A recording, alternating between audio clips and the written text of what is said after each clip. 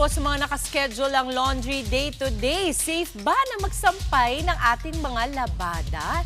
Isang mainit na araw ba naman ang meron tayo today? Alamin natin ang lagay ng panahon sa ating weather tito na laging may panahon para sa inyo. Tito Alvin, anong panahon natin today?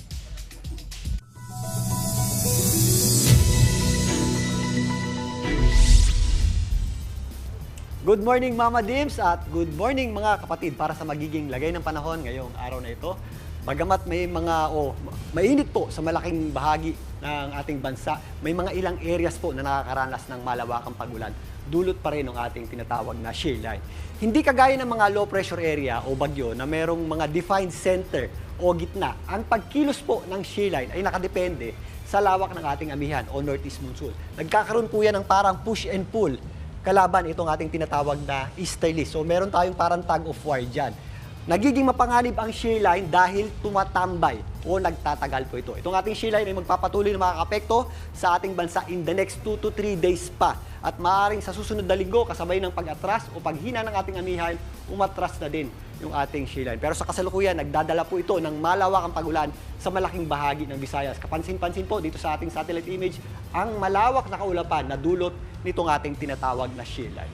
Dahil sa ating shear line, asahan pa rin po natin ang maulap na panahon at posibleng mga scattered o kalat-kalat na pagulan na may kasamang thunderstorm sa malaking bahagi po ng Visayas. Particularly sa eastern section ng Visayas, kasama na po dyan ang Samar. Meron din po tayong mga inaasahang posibleng localized thunderstorms dito sa may general area ng Palawan. Again, mag-ingat po tayo sa mga posibleng epekto ng mga pagulan dulot ng ating shear line, lalong-lalo na kapag nakakaranas tayo ng thunderstorms. Mag-ingat po tayo sa mga posibleng flash floods at landslides, especially sa mga low-lying areas at mabubundok na lugar.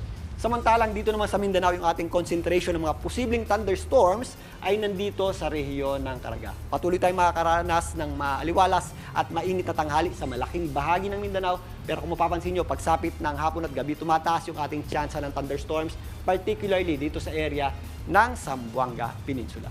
Dito naman sa Luzon, nag-i-extend yung epekto ng ating shear line dito po sa area ng Bicol Region, dyan sa may area ng Masbate, kasama na po dyan ang Sorsogon. So posible po dyan ang malalakas na pagulan dulot ng ating shear line. Ito namang ating amihan o northeast monsoon ay nagdadala ng mga posibleng pagulan dito sa area ng Isabela, Cagayan, kasama na po dyan ang Aurora, Quezon at natitirang bahagi ng Bicol Region. Although sumisilip naman ang ating araw at medyo mainit pa rin sa tanghali, lumalamig naman ang ating panahon sa mga nabanggit mong lugar kapag meron tayong nararanasang mga pagulan. Ang natitirang bahagi naman ng ating bansa, kasama na po dyan ang Metro Manila, ay patuloy na makakaranas ng mainit at maalinsangang panahon, lalong-lalo na po sa tanghali. Kaya again, sa may mga pasok ngayong araw na ito sa trabaho at opisina, mag-ingat at maghanda pa rin po tayo sa matinding init ng panahon. At sa mga maglalaban naman, siguradong matutuyo ang inyong mga nilaban.